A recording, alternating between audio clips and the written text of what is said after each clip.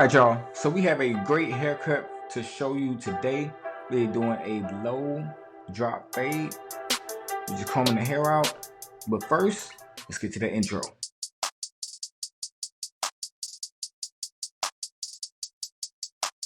Bringing home the dough. If you know, you know. My life is changing, bro. Stay in hustle mode. Got some brand new clothes. Hit them with a pose. Check what I just drove. My car don't touch the road. This a ratchet flow. Love ain't here no more. Yeah, my heart is cold. I need a ton. So I'm starting this haircut off just a little different. My client's hair is very soft, so we're doing a ball fade, trying to keep it as low as possible. So we're going to go ahead and start off with our wall number 2 guard. These are some premium guards, by the way. So we're just debulking the sides where we're going to fade, where we're going to start our fade at. We want to make sure the hair is laid down. And I usually start with like a 1.5 or something, but this hair just cuts right off, man. So, you know, you want to be precautious as possible.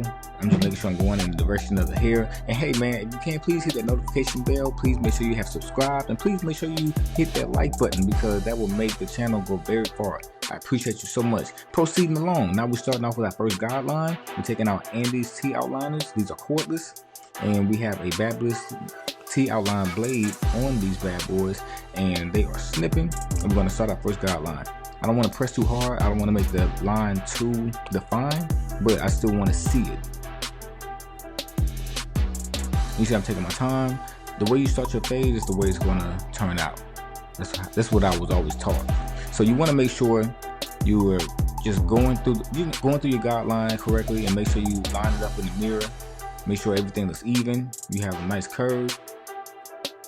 And remember, everyone's head is asymmetric, so that's why you have to do your due diligence. It's almost like doing a hairline.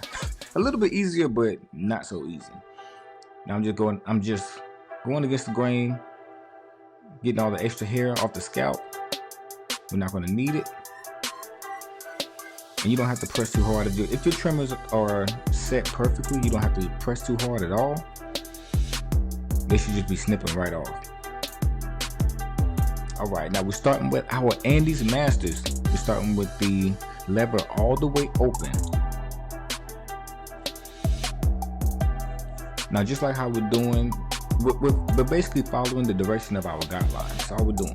And you see the direction of his hair goes forward, so that is going to be very tricky for this fade, because I don't want to go into the hair with my lever too much, so I'm gonna have to use more corner work. I'm gonna have to really finesse that corner of the blade.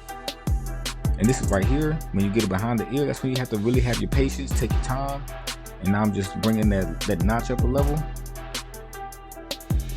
and we're just going up 1/2 inch. That's it.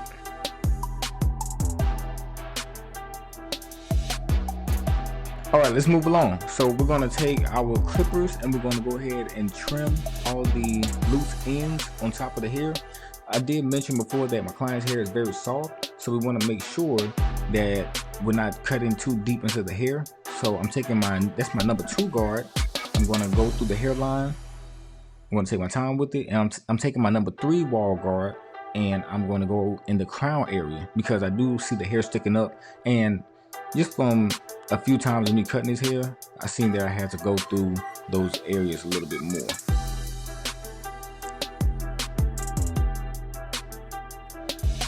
Now, shout out to that Top Tier Hair Club Icy Blue Foam Wrap.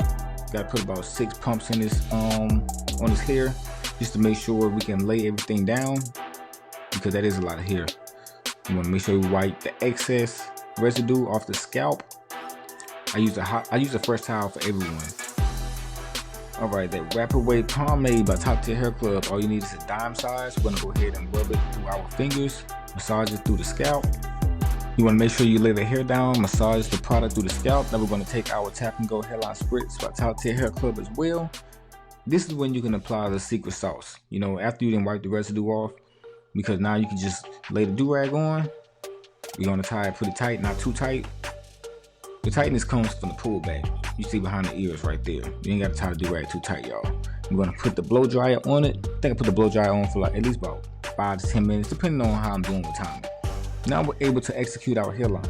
This is when I initially start my hairline, after I'm done, you know, doing all the prep work.